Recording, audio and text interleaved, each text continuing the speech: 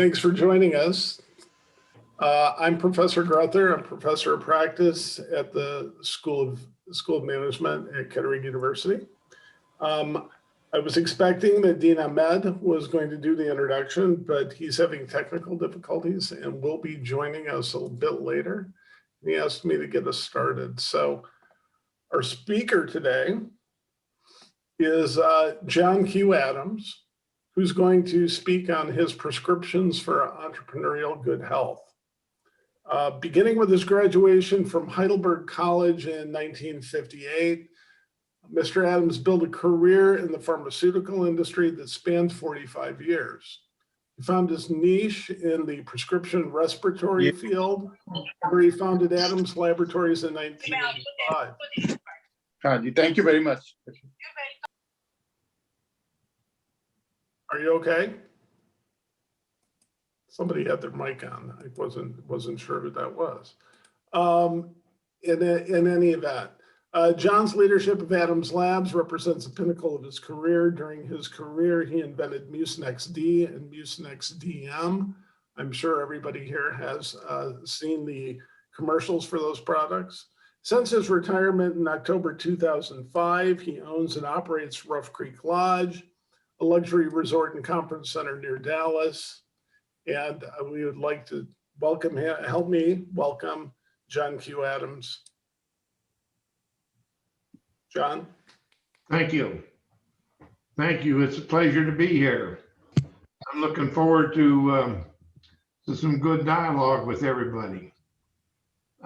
There's Hasib. Yes, I'm back. Good. Good. Thank you for getting started. No problem, Hasib. It was my pleasure.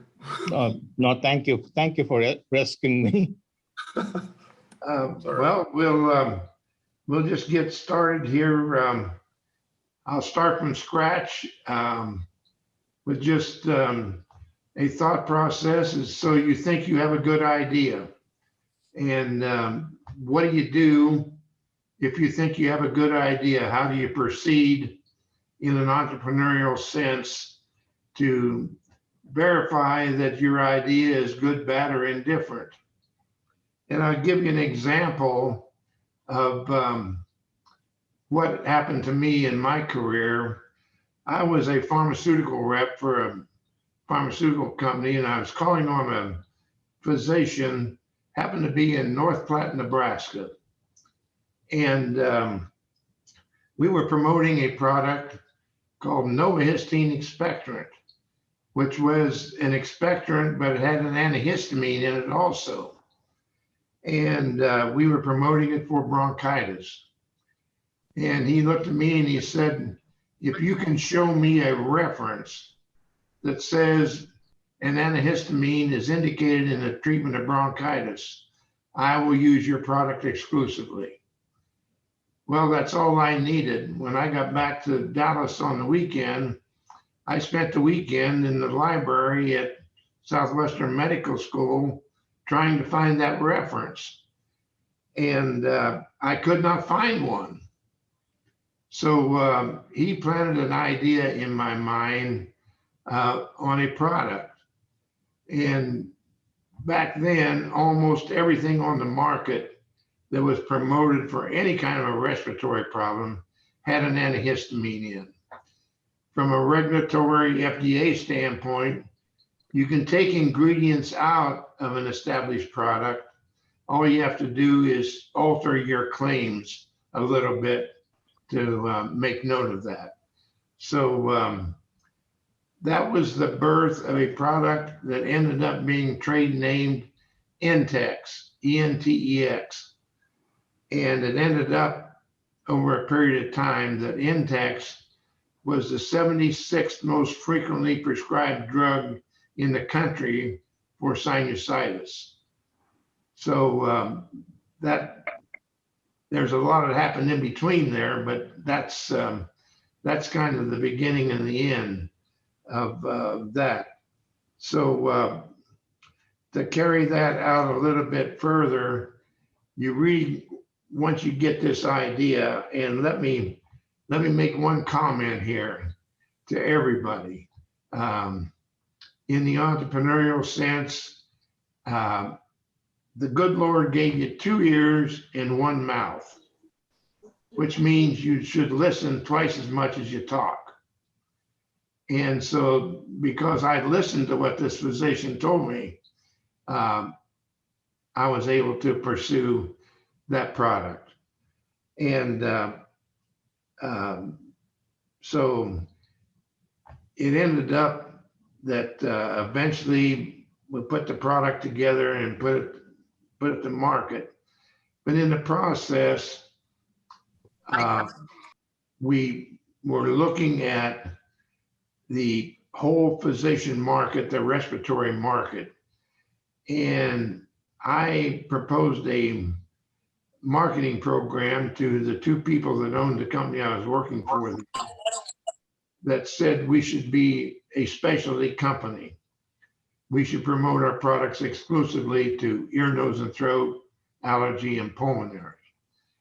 And when we did the research on that segment of physicians, a lot of companies were promoting their products to that segment of respiratory physicians, but nobody was paying a lot of attention to those specialties.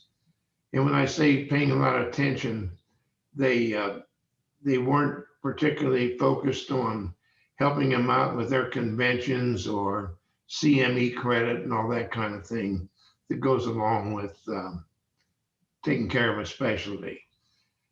And the other thing that came out in the market research of this was these physicians that are specialists, when a primary care physician refers a patient to, as an example, an ENT physician, and he sends that patient back to the primary care, he sends a letter back to that primary care physician. Thank you very much for the referral, Mary Smith, et cetera, et cetera. We saw her and diagnosed her as having sinusitis and wrote a prescription for her for Intex. Well, we have all these specialists writing these letters back to the primary care physician, and we don't have to spend any time from a marketing standpoint to promote our product to the primary care. As a matter of fact, a reference from a physician works a whole lot better than a pharmaceutical rep trying to convince him. So that was all part of the program of getting started with a deal like this. So in the process, at that back then, we had a tremendous amount of data in the pharmaceutical world. And comparatively speaking, today you have mounds and mounds and mounds more data than we had back then.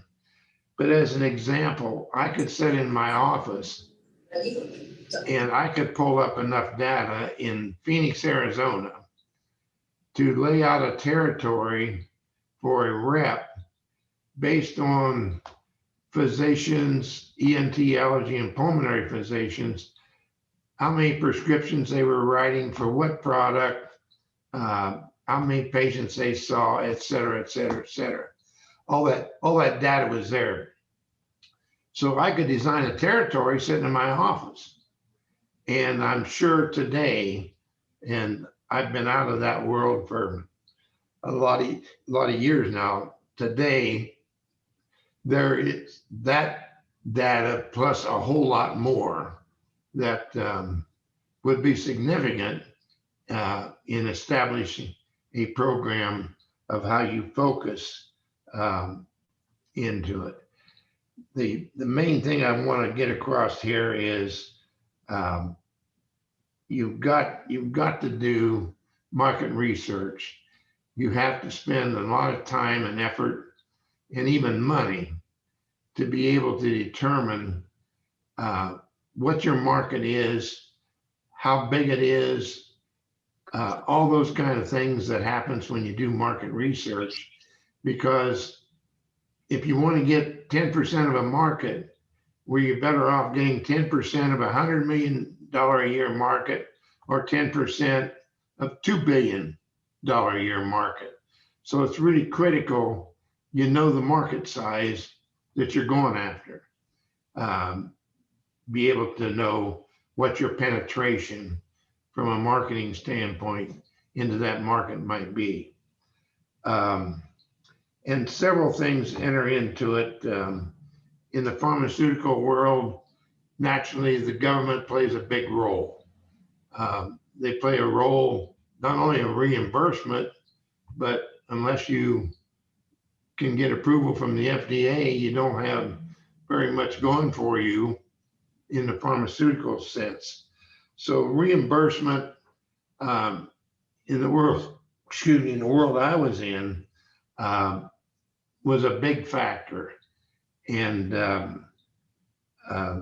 what role that government played into it, and how to go about getting the insurance companies to reimburse prescriptions and all that kind of thing. So that had a lot to do with the market research. So there's a lot you can dig into on that, but from a strategy standpoint, once you get this idea and you think you have a decent idea, you've done your market research, and you still think you have a viable concept or idea, then it becomes critical that you come up with the capital requirements to make your idea happen in the marketplace. What fixed assets might be needed. In other words, if you're opening a pizza shop, how many delivery vehicles do you need? Things like that, as well as a very, very detailed business plan.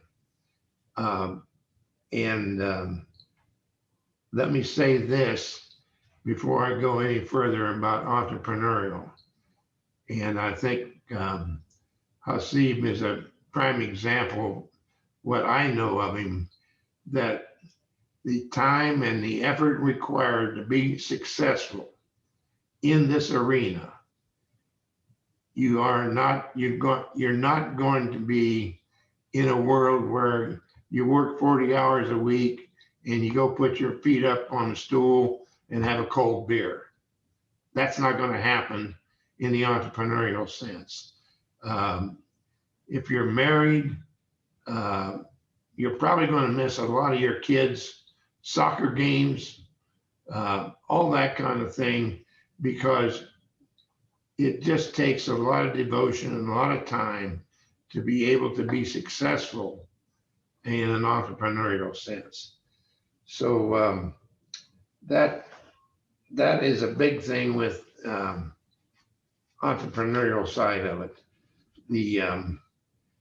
I'll never forget, I was talking to some business students at Heidelberg once, and before the talk, one of the students came up to me and said, I really, really want to be an entrepreneur. And I said, great. I said, let's talk after my presentation. And after I finished my presentation, which dealt a lot with the time and the effort, everything that you needed to do to be successful as an entrepreneur, he came up to me and he says, I don't want to be one. He figured out how much time and effort that it took to be successful at that. So doesn't mean you can't do it. It just means there's going to be a lot of sacrifices that you have to make in order to be successful.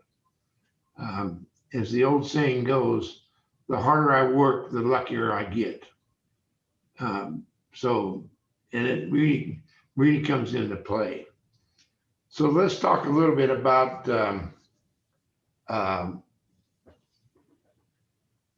getting the right people and all that kind of thing. The very first thing I recommend to anybody that has a good idea, that thinks about starting a company, is to look yourself in the mirror and evaluate yourself, evaluate your capabilities. What are you good at? What are you not so good at? What do you like? What don't you like? A personal evaluation is critical. As an example, in myself, when I started out, I was not great in the accounting finance world. I felt pretty comfortable in the sales and marketing world.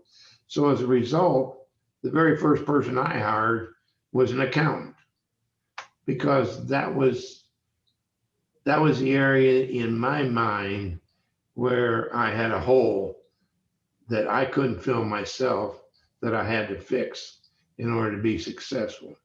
So I think that self-evaluation is extremely critical in getting everything set up so that you have a viable, good organization when it's all done. The managers, the people that will evolve into managers as you set up the company and you start to grow, that will almost be like cream coming to the top. You will be able to recognize very easily the right people that you can put more responsibility on to determine that they can help you get the company going and be successful. The other part of it is initially is investors. I was very, very fortunate. I was, when I first started, the very first company I started, the company that I was working for decided to sell the company that I was working for. So I set up a deal to buy or to sell all the products that did not pertain to the respiratory business. In doing that, I was able to pay for what the company wanted to secure the other respiratory products. So from a cash standpoint, I was able to get products that fit my marketing plan with no capital outlay at that point in time. And I was able to convince some local people here in the Dallas area to support me cash-wise with my idea. One of the people you may recognize, which turned out to be a great mentor for me, was a guy by the name of Bill Taylor. He had Taylor Publishing Company, which publishes yearbooks. And this company has about 65% of the yearbook business in the country. So Bill had started Taylor Publishing, so he knew some of the pitfalls and everything to help steer me in the right direction. And he also decided it would be a good investment. And he and some other people that he knew invested in that first company that ended up being called Baylor Laboratories. And from a number standpoint, we raised $80,000, and we ended up selling the company for $14.5 million. So from an investor standpoint, that was a substantial return on their investment, which everybody likes to see, particularly if you're investing. So it's critical, and those investors originally helped form the board of directors for that company, and it also contributed tremendously to the ideas and the marketing concepts and everything we had going forward. It was a team that everybody had the same goal. We didn't have arguments about whether we should do this or not. It was just a matter of doing them and getting everybody on the same page. And so that really helped from the standpoint of the top of the organization, myself and the board being able to pass that vision and strategy down to everybody else in the organization, because we were all committed to that one philosophy, that one strategy on how to build the company. So that really helped a lot. And I think it's really critical that in a startup company, or any company really, that there is this cohesiveness, this that all the employees buy in to what the strategy is and what you're trying to accomplish and how you're going about it. Before I forget it, if any of you have any questions, don't hesitate to jump in and stop me and ask a question. So I'll be glad to entertain any questions anybody has as we move through this. As I mentioned before, market research is an absolute must in any startup company. I don't care what company you're in. Right now, if you were going to start a company building automobiles, market research would tell you that you probably can't do it because there's a real shortage of computer chips for you to be successful. You'd have to buy these computer chips from somebody. And so that's why the market research is so critical, to be able to determine all the supply chains, everything that you need in order to make that product come out in the end. And I'll give you an example. The government has a policy that any product you sell to the military has to be at least 50% of products manufactured, chemicals manufactured in the US. Well, in the case of our main product, guaifenesin, there was only 2 places that it's manufactured. One is in Taiwan and one is in the US. So in order for us to be able to sell our products to the military, we had to work with production people in how we allocated guaifenesin based on military versus non-military. So those are all the kind of things that you need to come up with in the process of putting all this together. And again, in today's world, there's so much data out there. It's unbelievable, the data that's there for everybody to take advantage of. And all you have to do is know how to interpret it and how to put it together to your advantage. But data, supply chains, all this really today is more important than it was 30 years ago or so when I was putting this together. So that really becomes critical. The other part of this is the strategy. We had a strategy of doing respiratory products. And there were several instances where somebody would come in and promote to me they had a product that they wanted me to buy, that it would be involved in cardiovascular or something else. Even though it had a lot of potential, I turned it down because that didn't fit our strategy. And we were growing very well with a strategy like it was. I didn't need to dilute that in any way, shape, or form organizationally with all the people that they had to get their arms around that also. So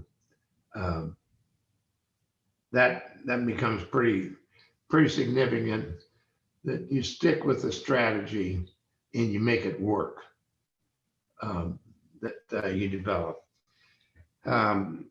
You also you need to really be cognizant of the margins of your product. The margins will make the difference on whether you will, in essence, be successful from a profit standpoint, or whether you're not. If you have a product with an 80% product cost of goods, you're going to have to sell a tremendous amount of that product to generate any kind of reserves in cash, or using that cash to invest in other parts of the company. In the case of pharmaceuticals, we had about a 10 to 11% cost of goods. So we were generating cash, and it really helped from a standpoint of funding future expansion, new equipment, high-speed equipment, all that kind of thing. And once that ball gets rolling, it feeds upon itself, because once you get a machine that, instead of putting out 5,000 tablets a minute, you get one that puts out 100,000 tablets a minute, and you have the demand for the product, you can visualize yourselves and think through how much additional cash that would generate. So that becomes extremely important. From a standpoint of you have to be, as a CEO, you have to have accountability to all your employees and to your team members. You cannot hide very long and still be successful. You have to be able to stand up, be accountable for the decisions you make, and let the people that are on your team know why and how and when, et cetera, that you made a decision. So accountability is extremely important. The right relationships become very critical. You got to develop relationships with your managers to make sure that they're managing the way you want things to be managed, and that their success. And then you reward that team for the success and talent. Statistically, salespeople particularly, they are rewarded very easily. Their greatest reward is peer recognition. And so that's pretty easy to do. But along with that, you can include bonuses, trips, et cetera, as a reward for all those people. The communications becomes a critical factor. You have to be able to communicate very well with all your people. And the other big thing is you need to know when someone is not factual or true to the values that you've set up for the company. If you are really cognizant of your team members and what they're doing and how they're doing, the people that are reporting to them, if they aren't on the same wavelength as you are, they can undermine very quickly some of the prospects of the company being successful. So you need to figure out very quickly how you do that. One of the things that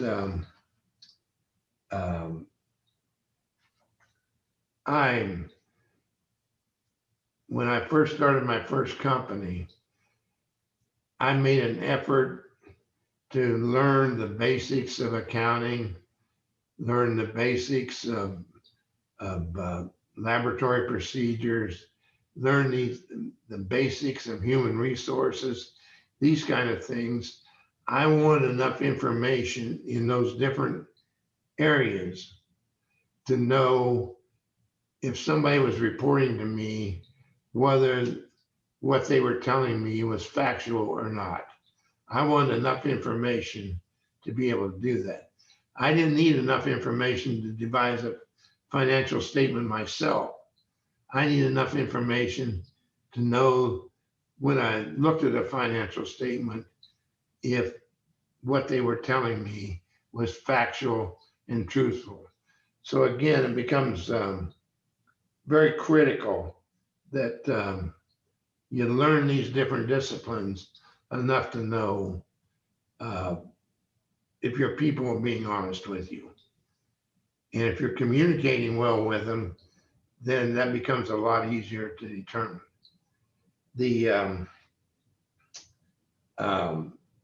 You want to, in an organization that's going, you want to recruit new people all the time. And you always want to recruit people that are smarter than you. That was one of the goals I had in my organization, was since I'm not a chemist, I wanted a chemist that was smarter than anybody I knew in the world of chemistry. I wanted a finance guy that was smarter than anybody I knew in finance. And if I could get those and work with them, they could not help me be a better manager, but we could solve issues a lot better and a lot faster. So you need to just constantly be on them, alert for new talent in your world. One other thing that in the development of a startup company that I think is extremely critical, and that is that you have an exit strategy for that company. The one thing from my own perspective, if I invest in startup companies, particularly in the healthcare field, I don't want to be invested in a company where they're planning on giving that to their sons, their daughters, their grandkids, etc., because that never realizes the financial return that I was expecting by investing in the company. So exit strategy becomes extremely important. And more importantly than that, from an investment standpoint, is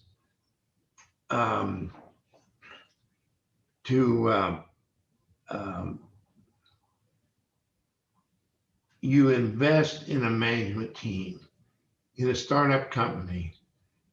I don't care if you have a cure for cancer.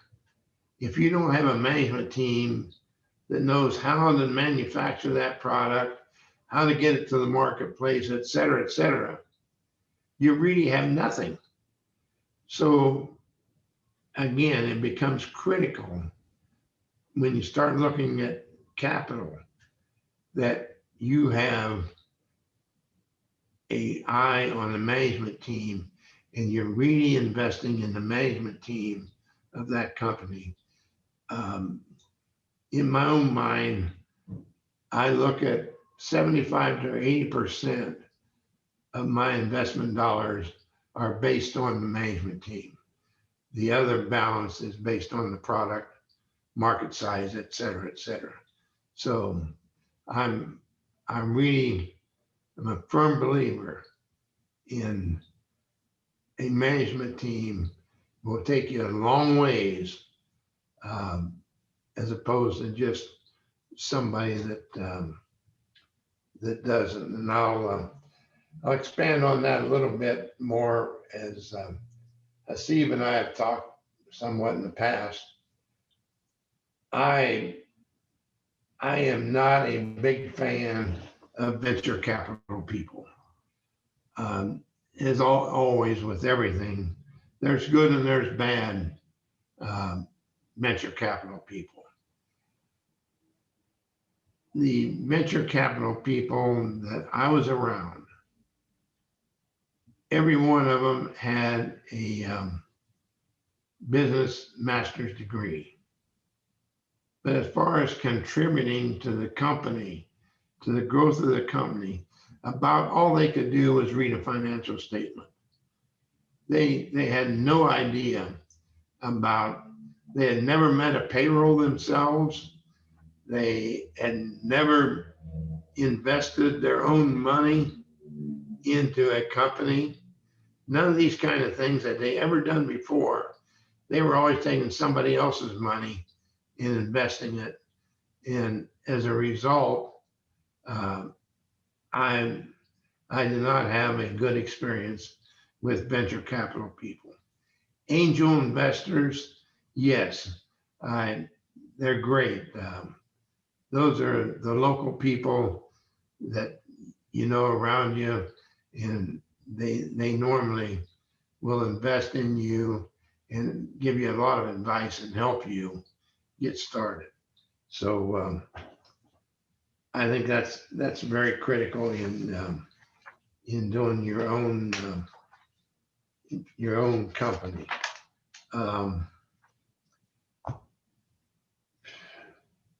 Well, let me stop there. You have any questions? John, let me expand on what you just said, that the conventional wisdom in entrepreneurship, it says that the competence of the founder is extremely important, and also having the right management team. But it looks like we need to be vetting much more in depth. It's not just a founder, it's not just a management team. It has to be all the strategic partners, including choosing the right investors who can help you to guide your business. I think that's what you're referring to. So what I have seen in the literature is one of the main reasons the companies, the startups fail is that not having the right combination of founders, employees, the supply chain, the manufacturing partners, investors, all together, the team is critical for the success of a startup. Do you agree with that? Absolutely. It's a team effort. I see no question about that. And I mean, it just, as an example, you know, in today's world, the problems that car manufacturers are having with chips, you know, their production capabilities are down to virtually zero because of a lack of one little part, which reminds me of another another deal that turned out in my experience was very important. In the pharmaceutical world, the FDA had to prove your manufacturing facility to manufacture that particular product. One of the greatest concerns I had was if my facility burnt down, what was I going to do as a manager? And again, this requires a team and requires your production people, your regulatory people, investors, everybody, when you start talking about an issue like that. So we made an effort to go out and get additional contractors approved by the FDA before anything ever happened. And as a result, it was a little on the expensive side to be able to accomplish that. But the insurance policy that made for our investors and our employees was unbelievably good. So, but again, to make Stephen's point, which is great, all those people in there, the investors, they don't want to lose their investment if your factory burns down. So they have a keen interest in management, making sure that they have a backup plan to where that doesn't happen. And that backup plan has to involve production people, quality assurance people, regulatory people, raw material people, et cetera, et cetera. So it very much is a team effort to ensure employees continue with their employment, shareholders continue to get a return on their investment, everything that's captured in that scenario. So yes, it's there's no question it's a team effort. I've never found any organization where one or two people could do it all by themselves. Does that go along with what you were talking about? Perfect answer. Just want to get a validation of my hypothesis from your life experience. And you mentioned importance of communication and transparency, accountability. Now we can identify a gap in the marketplace, a market need, but by the time we implement that, we mobilize resources and we implement it, there would be change in the marketplace. How do you make an adjustment or revision in the business plan while you are implementing the plan itself? And what signal are you sending to the investors? I'll use the example of the electric car. I see in today's world, everybody knows how much publicity and everything's going on with the electric car. Everybody knows the issues with the batteries for the electric car. All these issues are known, as well as the issues known with carbon monoxide or carbon dioxide and regular engines and all that. So I think again, you have to be quite a bit, if you will, looking at the future, but being able to realistically diagnose where and when and how that will happen. As an example, at this stage of the game, personally, I'm not a great fan of electric cars. I do have a huge issue, which nobody has told me how they're going to overcome it. All the batteries, when they're no good, how do you dispose of all those batteries? It's like radioactive material today. I mean, how do you dispose of all those? If everybody in the world is driving electric cars, those batteries only have a lifespan of so much. And so how do you get rid of them? How do you bury them? How do you pure muriatic acid on them to dissolve them? I mean, it's a huge issue. And those are the kind of things that I think you look at and you start to research the marketplace and the people that really know that world and what they're doing to overcome that objection. I don't think none of us are good enough that we can overcome every objection that might come up. So, and that is one of our primary areas of research at Kettering, is electrified vehicle and the battery production. So that's we're at the cutting edge of that here. I'll let others ask you questions. what else? Don't be bashful.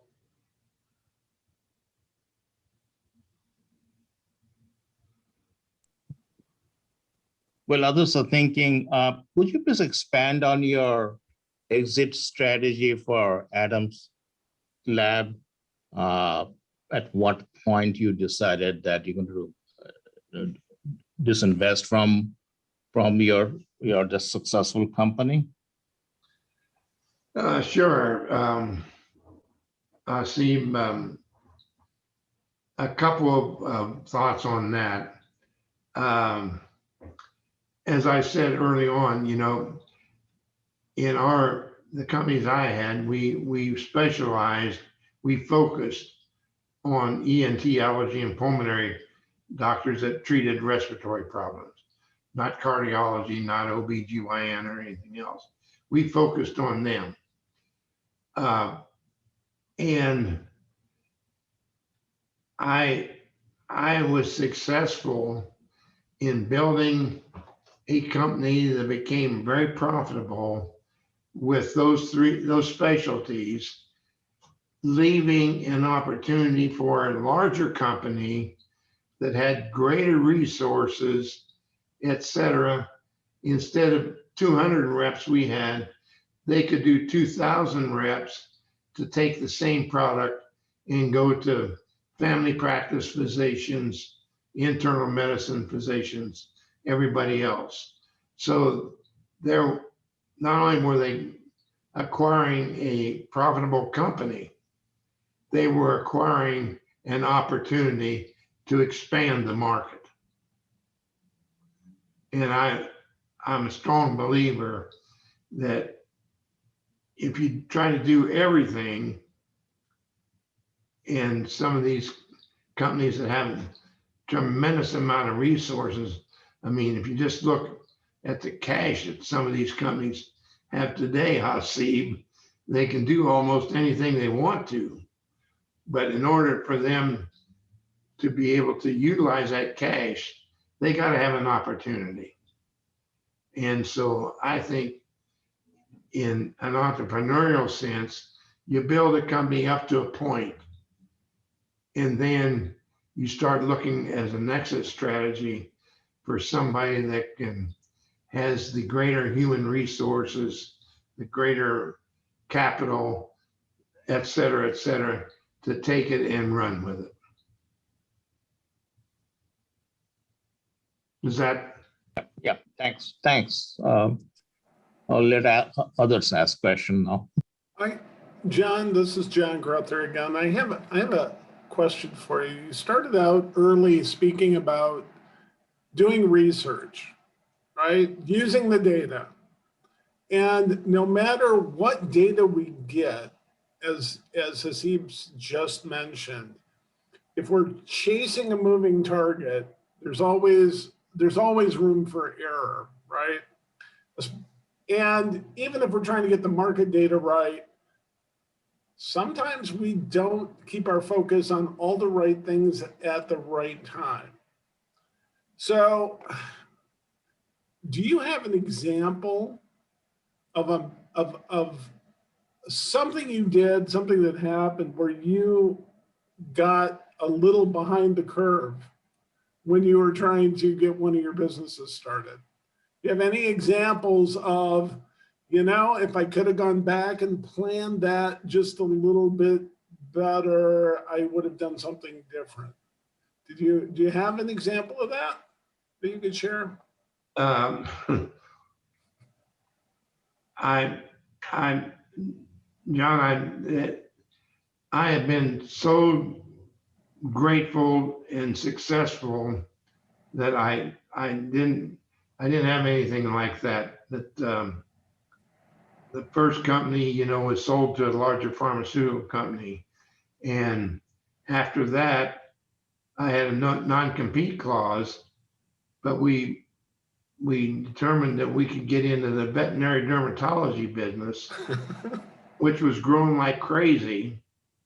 So we set up a company and started a veterinary dermatology company, again, which turned out to be successful, purchased by Beerback out of France. Here again, they had a huge organization, worldwide. They could take the products we developed for derm and take that and expand it worldwide. There were some failures when we were working to get Mucinex approved by the FDA. The first two products we submitted to the FDA, they turned down. They did not meet the endpoints that the FDA had established that we had to meet. So we made all that investment, and we ended up raising about $65 million on the Mucinex program. And we were getting very, very close to where the money was running out before a gentleman walked into my office and said, I can solve the problem. I will glue a fast-acting tablet and a long-acting tablet together, and that will meet their criteria. And that's what Mucinex is today. So that was a huge failure. The other big setback we had in the Mucinex deal,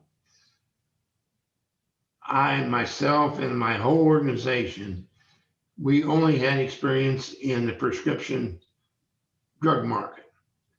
When the FDA came out and approved Mucinex, they approved Mucinex as an over-the-counter product.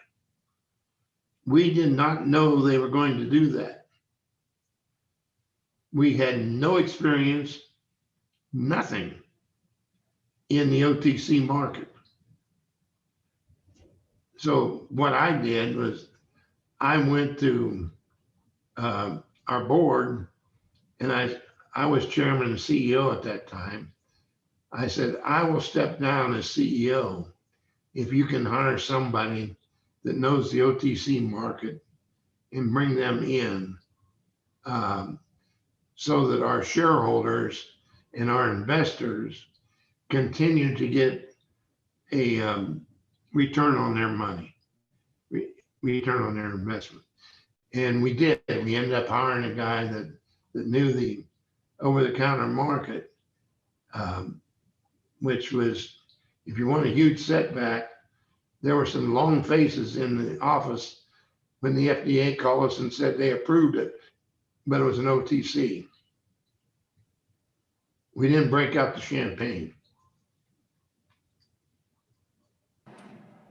That's it. That's interesting to hear those kinds of stories. And The thing you made, the comment you made that I thought was just very interesting and something I speak to my students about all the time is during the startup phase, probably the worst thing that can happen to you, especially if you have a good idea, is to be undercapitalized. And so the fact that you had gotten to a place where you were questioning that, I think is a testimony to the fact that sometimes happens. So I appreciate your answers for that. Thank you. Well, there's no question in my mind in the companies that I've been involved with now from an investor standpoint, the lack of capital is what is the greatest roadblock for these companies becoming successful. They just are not capitalized totally successful. I'm gonna ask a broader question then to that. If you look at the market, the way it operates today, it's apparent to me that there's a lot of capital. I question whether it's going to the right opportunities, though. Right? So, do you have a thought on that? I'd love to hear it. Again, in the companies I'm involved with, that I sit on the board of startup, and they're all healthcare. It is staggering how much money is out there, and you almost can accidentally, through some good presentations, etc., get quite a bit of capital. But there's a lot out there, and it's with the SPACs like they are today in the IPO market, I'm involved with two companies right now today that are in the process of getting ready to do an IPO. So that's just a good example of, yes, there is a lot of money out there.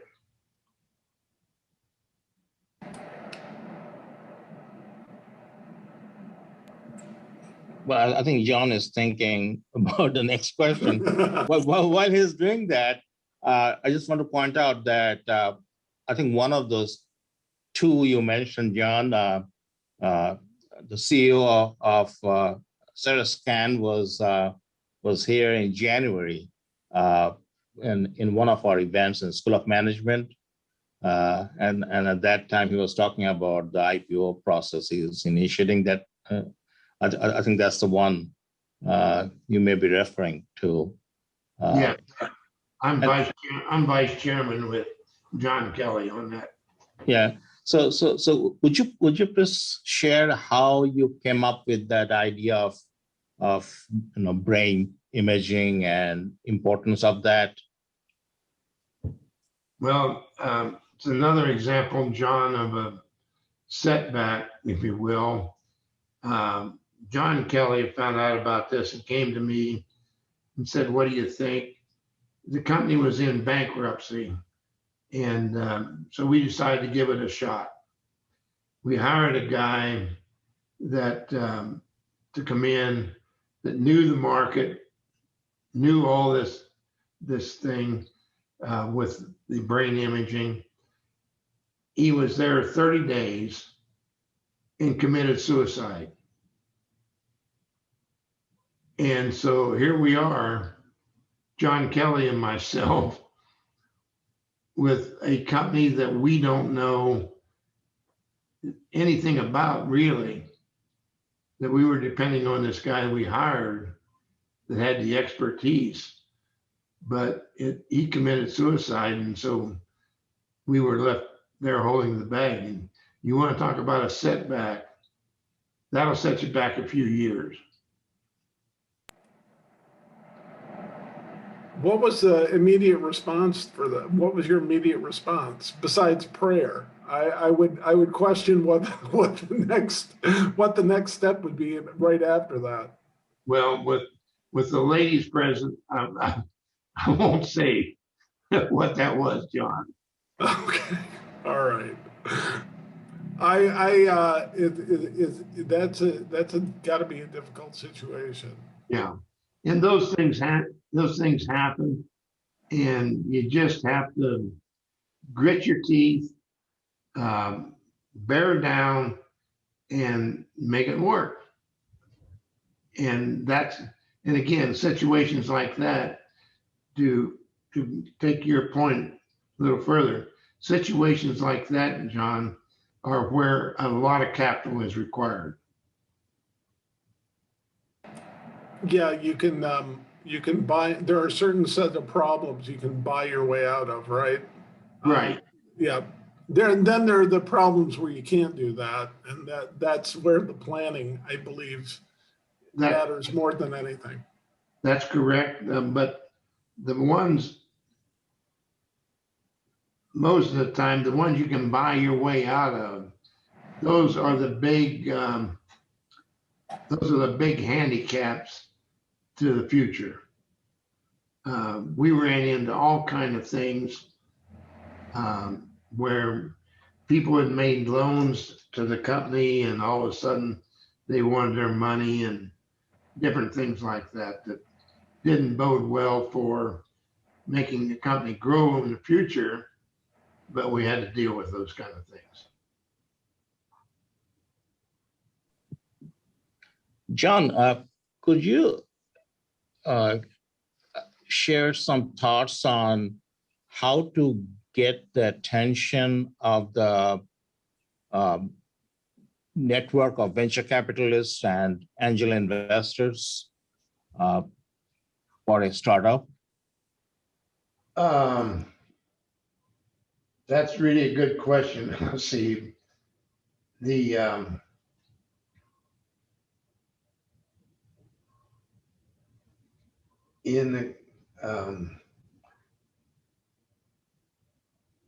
I think it's almost, see, the short answer is a public relations campaign that would let the world know. In the case of Sarah Health, like you mentioned, what you have, what the advantages to it are, et cetera, through a public relations campaign that would go to a targeted group that might be interested in that kind of technology.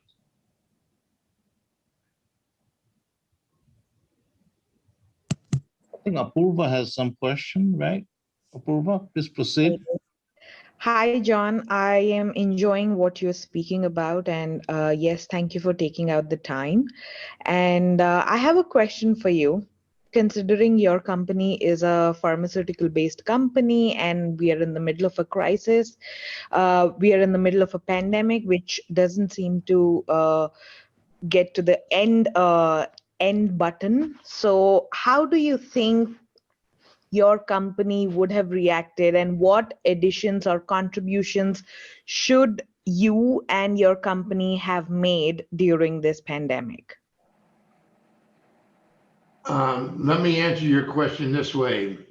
I'm involved with a couple of startup companies, and one of them has a solution that if you wash your hands, your hands will stay sterile for 24 hours. Or if you wash the countertop, whatever, as far as we now know that the virus it's not on surfaces, it's in the air.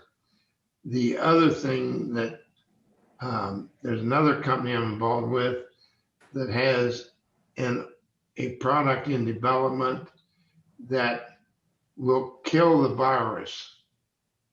It's an oral product, but it will actually kill the virus. So, and that's in studies, clinical studies right now to verify that that's what happens. but it's those kind of things that the monoclonal antibodies that Lilly has developed, Regeneron, the product they've developed that helps everybody through this. It's hard to anticipate something like this because you don't know, this it's going to happen. And then when it does happen, it's so lethal that it's frightening. So to answer your question, I've thought a lot about in this year pandemic, if I was running a company and I was looking at $100 million a year in sales of pharmaceuticals, and I knew I had to have manufacturing, packaging lines, etc., where people were standing side by side performing a function. I'm not sure, how I would have handled that. It's a really difficult, very difficult issue. The mask will only go so far, as you well know. So I think the ingenuity of the American pharmaceutical company, I think what they did with coronavirus was phenomenal.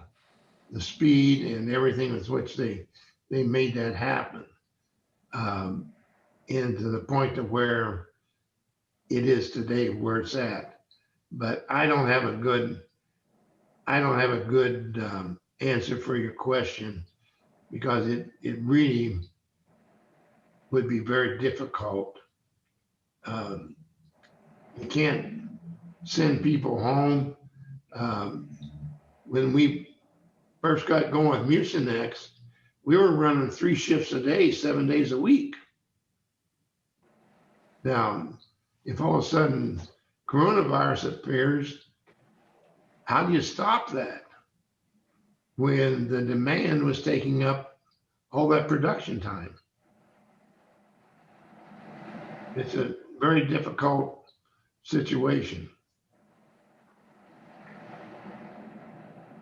I don't think that answers your question, but that's the best I could do. Okay, I'll take that. Thank you.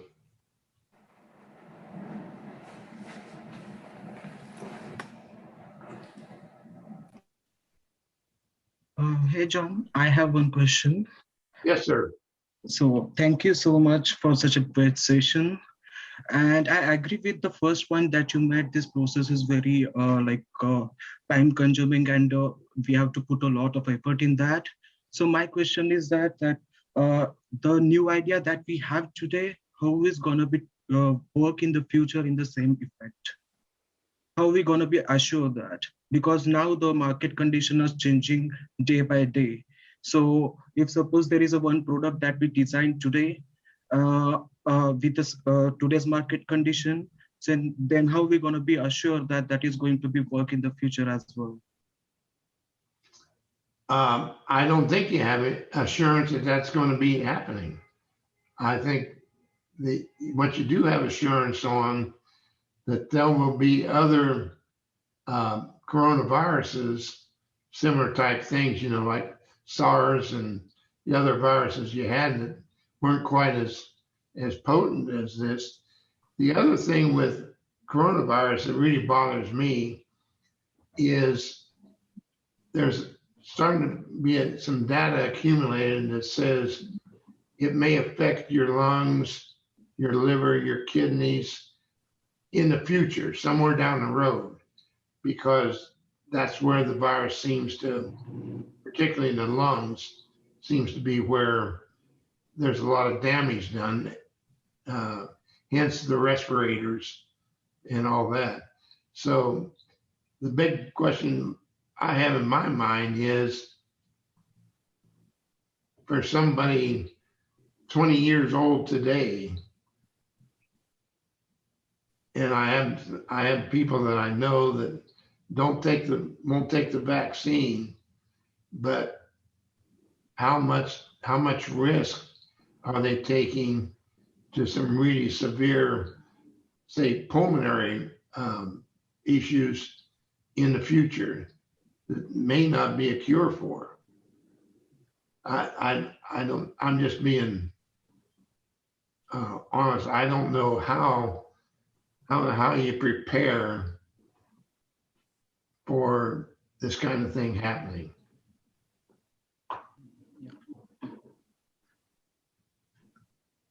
Thank you. Okay, other questions from the audience? Any other question? And I'm glad that you mentioned the importance of data, big data and data analytics and supply chain management, both of which are our focus areas in the School of Management. And I have a number of faculty members here who are expert in those areas.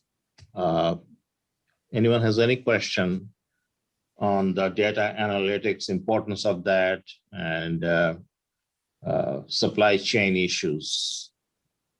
Well, let me give you an example of one of my thought processes, Hasib, is the largest chip manufacturer in the country or in the world is in Taiwan. That is the largest manufacturer. Now, if China takes over Taiwan, where does that leave us as a country? So politically, I think it behooves our young people to really get involved and get something going to where we are not totally dependent upon a supply chain that has all those issues. So I think that's a good example of the potential problem with the supply chain. In this case, it's computer chips, that China could just shut down the world. So don't put all your eggs in one basket. That's right. That's a good lesson. Any other questions from the audience? If not, thank you, John, for your great presentation and conversation with us.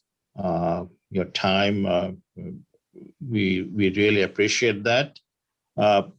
What we're going to do is we're going to announce the screen prize winner for tonight, and we're going to give one screen prize. And but one rule is you have to be present to win the prize. So the Amazon gift card prize winner is Ranav Chitkara. Is he here, Ranav?